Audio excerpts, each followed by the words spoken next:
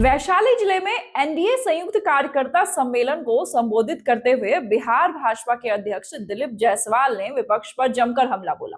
उनके निशाने पर नेता प्रतिपक्ष तेजस्वी यादव रहे। बिना नाम लिए दिलीप जायसवाल ने कहा कि दिल्ली में युवराज के गुरु हारे और अब बिहार में चेले की बारी है।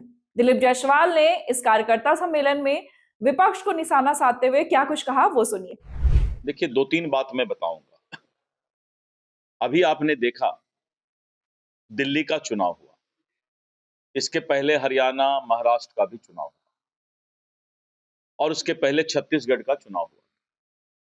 छत्तीसगढ़ में भूपेश बघेल कांग्रेस की सरकार जो आई थी, वो इसी तरह का वादा किसानों के साथ धान के सब्सिडी के लिए और जो मुफ्त का रेवड़ी बांटने का वादा है, इसको करते हुए भूपेश बघेल की सरकार छत्तीसगढ़ में बनी।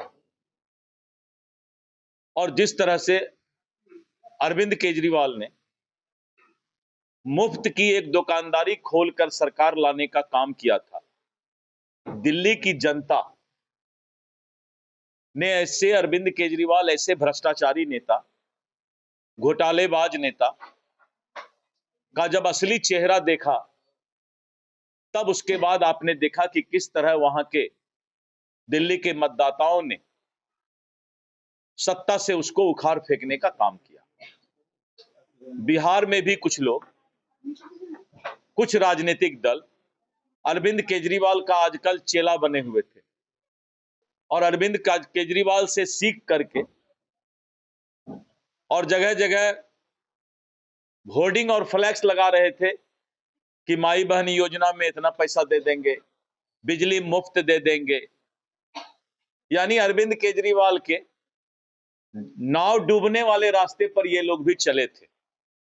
लेकिन जब दिल्ली की जनता ने इतने मुफ्त के ऐलान को नकार कर मोदी के गारंटी पर विश्वास किया और उसी तरह छत्तीसगढ़ में भूपेश बघेल और कांग्रेस जो अरविंद केजरीवाल के रास्ते पर मुफ्त बांटने का वादा किए थे, उनको भी उखाड़ फेंकने का काम किया। यानी अब इस देश की जनता सिर्फ एक चीज पर विश्वास करती है, वो है मोदी की गारंटी। और मोदी के गारंटी के कारण दिल्ली के मतदाता पता भी नहीं चलने दिए। हम भाजपा के नेताओं को भी पता नहीं था अच्छे तरीके से कि मतदाता ने क्या मिजाज बना लिया है। और भारत का जो विश्व गुरु बनने का सपना है, उस सपना की ओर हम लोग अब अग्रसर हो गए हैं, आगे बढ़ गए हैं। बता दें कि आम आदमी पार्टी को दिल्ली विधानसभा चुनाव में करारी हार का सामना करना पड़ा है। आप को 22 और बीजेपी को 48 सीटें मिली है, जिसके बाद बीजेपी के नेता लगातार आप पर हमला बोल रहे हैं। वहीं बिहार में विपक्ष को लेकर कई बातें भी कर रहे हैं। अब बीजेपी के नेता कह रहे हैं कि जैसे दिल्ली में जीते, वैसे ही बिहार में भी उन्हें बड़ी जीत मिलेगी।